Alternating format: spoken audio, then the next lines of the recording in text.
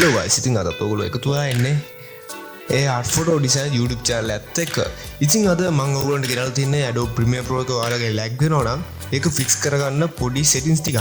ඉතින් ඔයගොල්ලෝගේ මුලින්ම ඔයාලගේ Premiere එක open කරගන්න කලින් ඔයගොල්ලෝ ඔයාලා Premiere එක download කරගන්නදී ඔයාලගේ PC requirements අනුව download කරගන්න අමතක කරන්න එපා. ඊට පස්සේ ඔයගොල්ලෝගේ requirements වලට අනුව ඒක run කරද්දී හොඳට run කරගන්න පුළුවන්.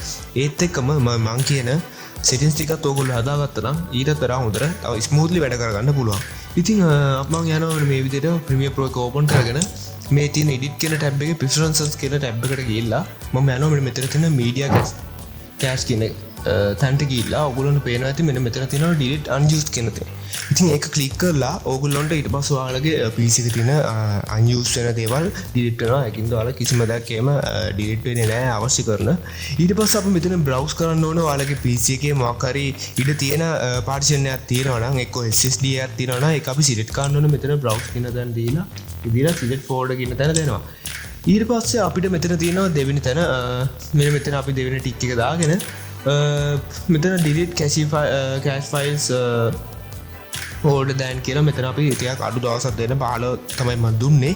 මෙතන තිබ්බ 90 වගේ 90 කියලා තමයි default තිබ්බ. මම ඒක 15 කරා. ඊට පස්සේ මේක අපි ඔටෝම delete වෙන දවස් 15කට වගේ සැරයක්. ඊට පස්සේ මේ මෙතන තියෙනවා memory කියන tab එක. ඊට පස්සේ එතන අපි මෙතනින් තියෙනවා මේ select කාණ්ඩ. එතනින් පොඩ්ඩක් අඩු වගේක් දෙන්න ඔයගොල්ලෝ මතක තියාගන්න. ඊට පස්සේ මෙතන performance කියන තැනින් ඔයගොල්ලෝ memory කියන තැනට change කරලා ඊට පස්සේ ආයේ performance කියන tab එකටම දාගන්න. ඊළඟට මේක කරන්න තියෙන්නේ මෙතන තියෙන timeline එක කියන තැනට ගිහිල්ලා ඔයගොල්ලෝගේ මෙතන timeline playback auto scrolling කියන තැන smooth ස්ක්‍රෝල් කියන එක දෙන්න. ඊට පස්සේ ස්මූත් එක ස්ක්‍රෝල් වෙන එකක් වෙන්නේ මේකේ. ඊට පස්සේ අමතක නොකර මෙතන ඕකේ කියන බටන් එක ක්ලික් කරන්න.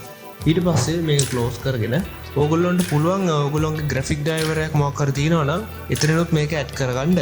ඉතින් ඒක කරන්නේ මෙන්න මේ විදිහට ක්ලික් කරලා ඕපන් වුණාට පස්සේ ඕගොල්ලන්ට පුළුවන් මෙතන program settings කියන තැනට ගිහිල්ලා මෙතන සමහර අය මෙතන default ම ඇඩ් වෙලා තියෙයි. එහෙම තිබ්බොත් අවුලක් නැහැ. නැත්තම් මෙතනින් ඇඩ් කරගන්න ඔයාලගේ Premiere Pro එක.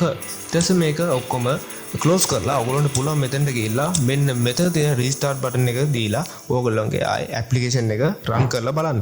එහෙනම් වීඩියෝ එක වැඩක් වෙන්නේ නැති කියලා හිතනවා. එහෙනම් දැම්ම subscribe කරගෙන like පාරකුත් දාගෙන දැම්ම subscribe කරලා like එකකුත් දාලාම leave වෙන්න කියලා මතක් කරනවා ඔයාලට.